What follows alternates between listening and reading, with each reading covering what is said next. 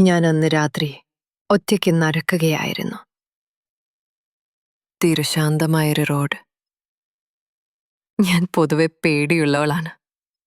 പക്ഷെ അന്ന് ഞാൻ ധൈര്യമായി ഇറങ്ങി. അപ്പോൾ ആ ശബ്ദം കേട്ടു. എന്റെ കാൽച്ചുവടിനൊപ്പം മറ്റെന്തോ കൂടി. ആദ്യം കരുതി എന്റെ കാൽച്ചുവട് തന്നെ ആകാമെന്ന്.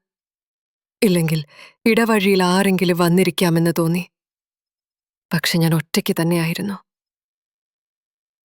പുറകെ തിരിഞ്ഞു നോക്കി, ആരുമില്ല. മുൻവശത്ത് വലിയൊരു മൂടൽ മഞ്ഞ് മാത്രം. പിന്നീട് ഞാൻ ഓടാൻ തുടങ്ങി, ഓടി ഓടി. പക്ഷെ ആ ശബ്ദം ഇനി എന്റെ മുന്നിലായിരുന്നു.